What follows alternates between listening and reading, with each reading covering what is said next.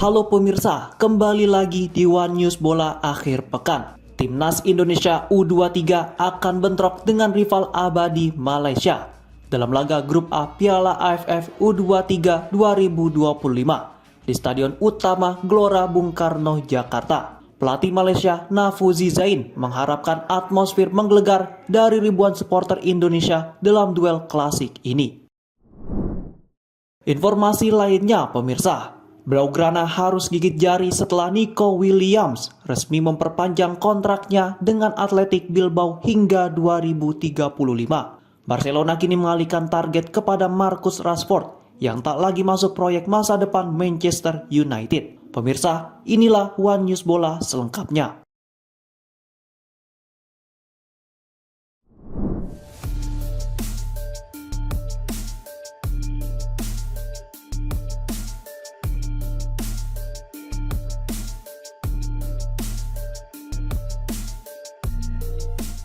Konfederasi Sepak Bola Asia atau AFC akhirnya angkat bicara terkait rumor sanksi FIFA kepada Federasi Sepak Bola Malaysia atau FAM akibat dugaan pelanggaran dalam proses naturalisasi pemain. Sebelumnya, beredar tuduhan bahwa FAM telah melanggar regulasi FIFA dengan menaturalisasi 5 pemain baru timnas Malaysia.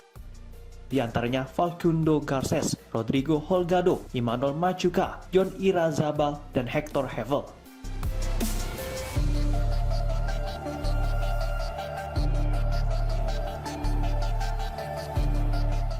Sejumlah sumber meragukan keabsahan asal-usul kelima pemain tersebut. Bahkan ada yang menyebut FIFA serta AFC telah menjatuhkan sanksi kepada Malaysia.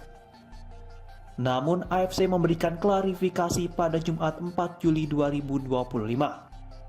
Sekretaris Jenderal AFC Dato' Winsor John menegaskan bahwa pihaknya tidak menerima laporan atau pengaduan apapun terkait kasus naturalisasi pemain Malaysia.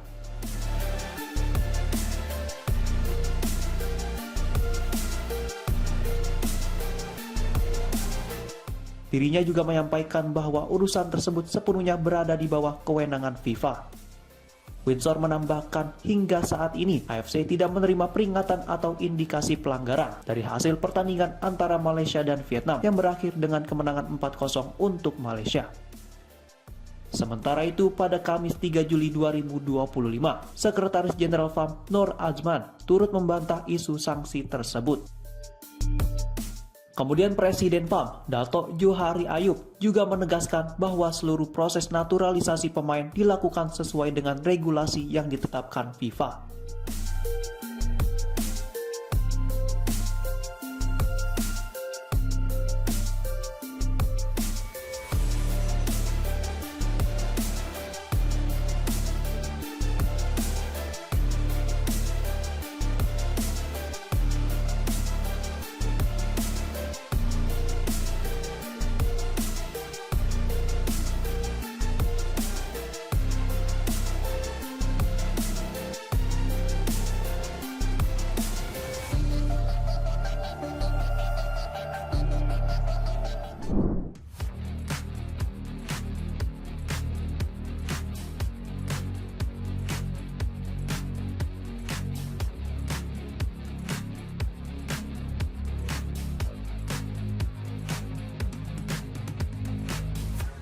Pertandingan panas antara Timnas Indonesia U23 melawan Malaysia akan tersaji di babak penyisihan grup A Piala AFF U23 2025. Laga ini akan digelar di Stadion Utama Gelora Bung Karno atau GBK, Jakarta pada 21 Juli dan diprediksi menjadi duel bergengsi yang penuh gengsi di kawasan Asia Tenggara.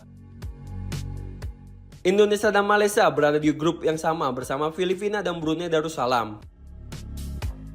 Kompetisi ini akan berlangsung di Indonesia mulai 15 hingga 29 Juli 2025 dengan 2 stadion utama yakni menjadi venue yakni Stadion Utama Gelora Bung Karno dan Stadion Patriot Candrabaga di Bekasi.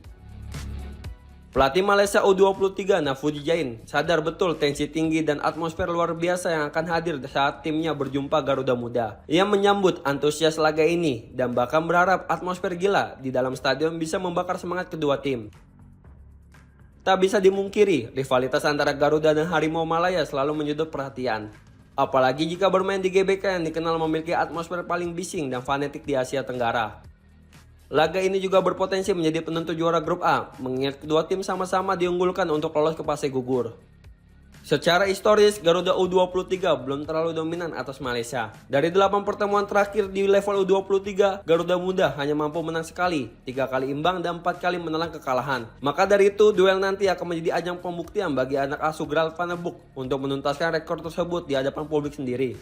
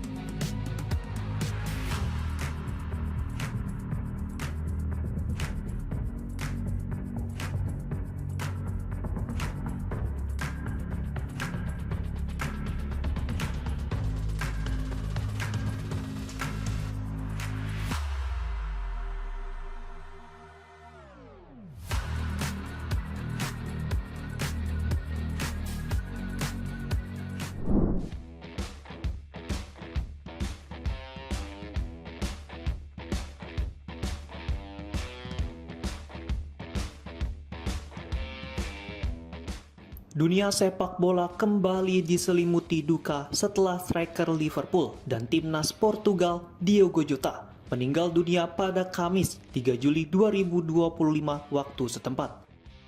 Jota wafat dalam sebuah kecelakaan mobil tragis di Spanyol yang juga merenggut nyawa sang adik Andre Silva. Diogo Jota meninggalkan jejak karir yang mengesankan. Lahir di Porto pada 4 Desember 1996. Jota memulai karir profesionalnya bersama Pacos Ferreira pada 2015. Setahun kemudian dirinya direkrut raksasa La Liga Atletico Madrid dengan mahar sekitar 121 miliar rupiah. Namun pemain berkebangsaan Portugal itu tidak pernah bermain secara resmi untuk klub ibu kota Spanyol itu dan justru dipinjamkan ke FC Porto pada musim 2016-2017.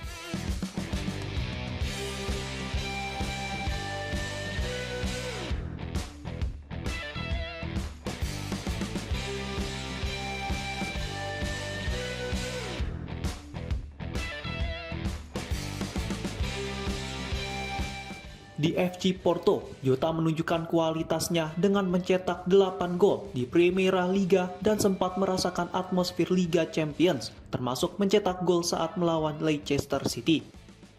Karirnya kemudian berlanjut ke Inggris saat bergabung dengan Wolverhampton Wanderers pada 2017. Bersama Wolves, Jota tampil gemilang dan sukses membawa klub promosi ke Premier League sebagai juara Championship. Performa impresifnya menarik perhatian Liverpool yang akhirnya merekrutnya pada tahun 2020 dengan nilai transfer sekitar 41 juta pound sterling atau setara 900 miliar rupiah.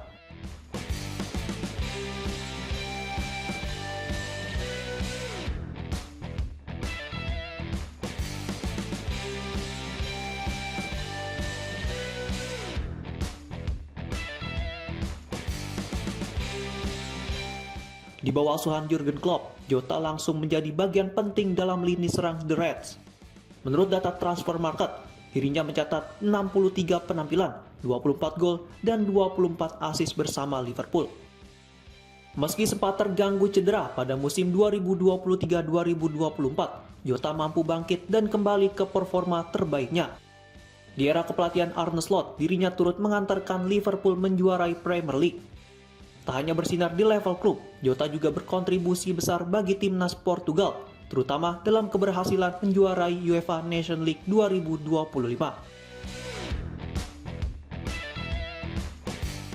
Dengan berbagai prestasi yang telah ia ukir di level domestik maupun internasional, kepergian Diogo Jota di usia 28 tahun menjadi kehilangan besar bagi dunia sepak bola. Karir cemerlangnya seolah menjadi penutup indah bagi perjalanan hidupnya yang terhenti terlalu cepat.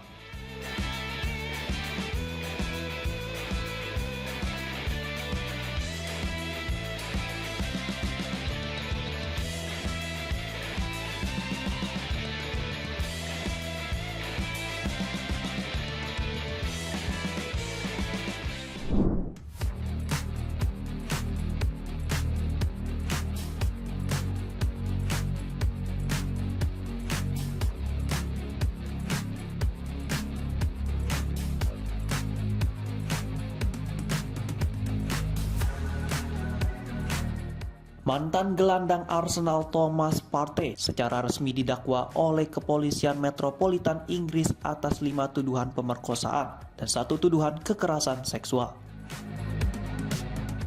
Kasus ini melibatkan 3 wanita berbeda dan terjadi dalam kurun waktu antara 2021 hingga 2022. Dalam pernyataan resmi, Kepala Jaksa Penuntut Umum London Utara Jaswan Narwal mengungkapkan bahwa keputusan mendakwa Partey diambil setelah melakukan peninjauan menyeluruh terhadap bukti yang dikumpulkan selama proses penyelidikan.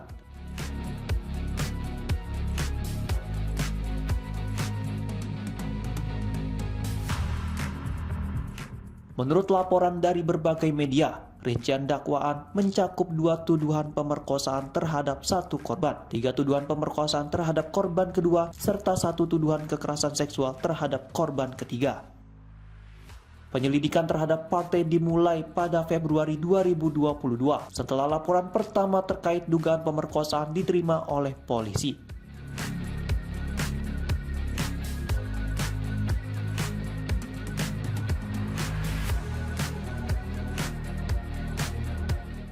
Setelah proses investigasi dan analisis bukti, Kepala Jaksa Penuntut Umum memberikan otoritas untuk membawa kasus ini ke meja hijau. Dalam pernyataan terpisah, Kepala Jaksa Penuntut Umum menyebut bahwa Thomas Partey dijadwalkan menghadiri sidang perdana di Pengadilan Magistrat Westminster pada 5 Agustus 2025. Pihak kuasa hukum Partey, Jenny Wiltshire, menegaskan bahwa kliennya secara tegas membantah seluruh tuduhan yang dialamatkan kepadanya. Partey kini berusia 32 tahun, merupakan pemain asal Ghana yang pernah menjadi pilar penting di lini tengah Arsenal. Namun masa baktinya di Emirates Stadium resmi berakhir pada 30 Juni 2025 setelah klub memutuskan untuk tidak memperpanjang kontraknya. Saat ini Partey berstatus tanpa klub dengan dakwaan resmi yang telah diajukan. Masa depan karir sepak bolanya pun berada dalam ketidakpastian di tengah proses hukum yang sedang berlangsung di pengadilan Inggris.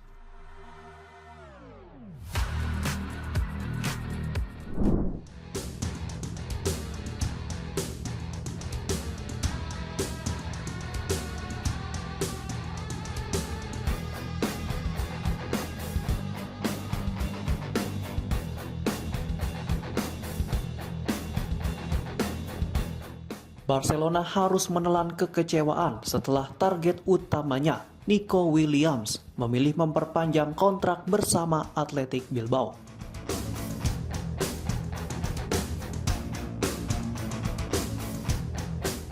Dilansir dari media sosial Athletic Bilbao, winger timnas Spanyol itu menekan kontrak baru yang akan mengikatnya hingga tahun 2035.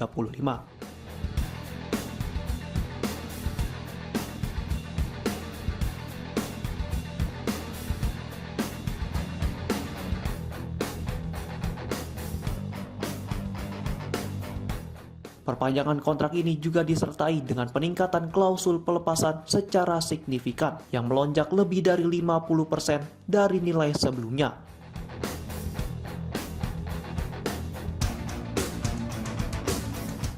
Yang sebesar 50 juta pound sterling atau sekitar 1,1 triliun rupiah.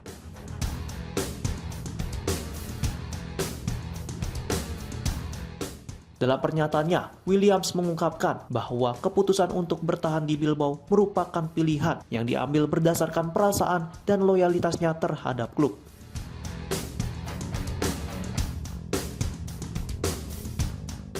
Williams sendiri adalah pemain jebolan Akademi Bilbao. Di usianya yang baru 22 tahun, pemain berkebangsaan Spanyol itu sudah mencatatkan 167 penampilan, mencetak 31 gol, dan menyumbang 30 assist untuk klub.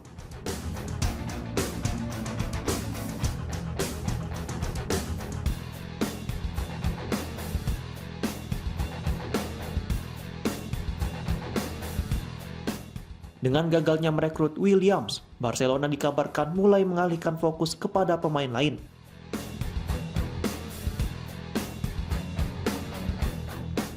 Nama Marcus Rashford mencuat sebagai alternatif utama.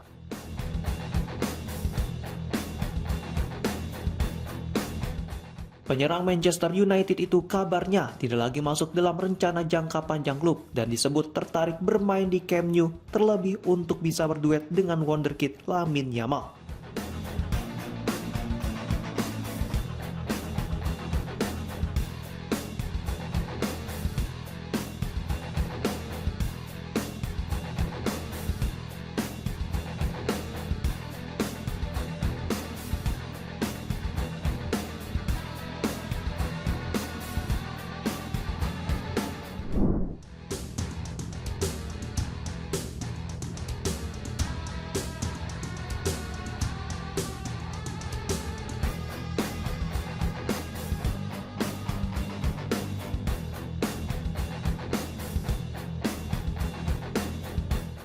Fluminense memastikan tempat di semifinal Piala Dunia Antar Klub 2025 setelah mengalahkan Al Hilal dengan skor 2-1 dalam laga perempat final yang digelar di Camping World Stadium, Orlando, Florida, Sabtu 5 Juli 2025 dini hari waktu Indonesia bagian Barat.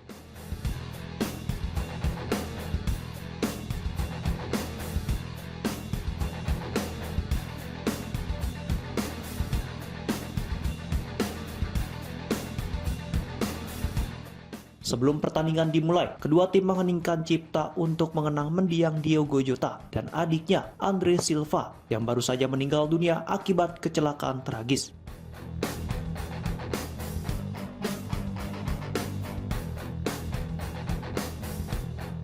Kemudian pertandingan babak pertama dimulai.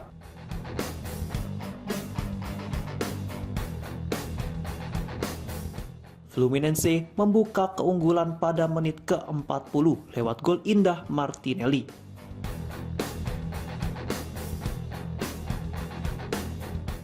Menerima umpan Gabriel Fuentes, Martinelli melepaskan tembakan keras ke sudut kanan atas gawang yang tak mampu dihalau kiper Al Hilal Yasin Bono.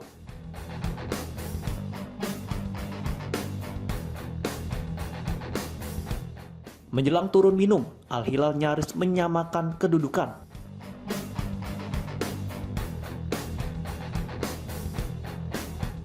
Sundulan Kalidou Koulibaly hasil umpan Ruben Neves berhasil ditepis secara impresif oleh kiper Fluminense Fabio.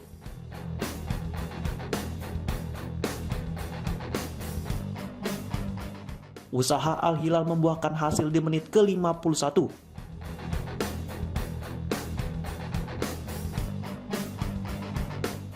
Marcos Leonardo mencetak gol dari jarak dekat setelah menerima umpan sundulan Koulibaly dalam situasi sepak pojok.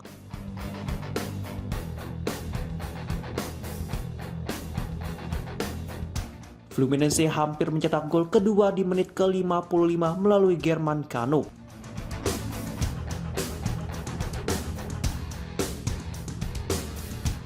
Dirinya berhadapan 1-1 dengan Bono, namun penjaga gawang asal Maroko itu dengan sigap mengamankan bola.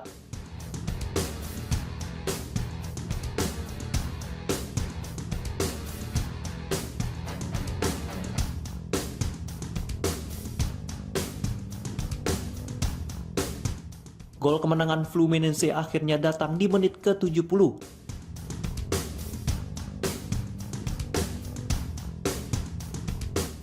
Hercules memaksimalkan umpan Samuel Javier dengan sepakan mendatar ke sisi kiri gawang, membuat skor menjadi 2-1.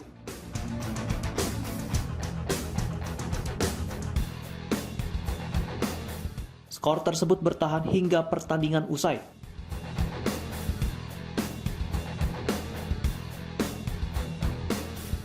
Fluminense pun melangkah ke babak semifinal dan akan menghadapi Chelsea yang juga meraih kemenangan atas Palmeiras.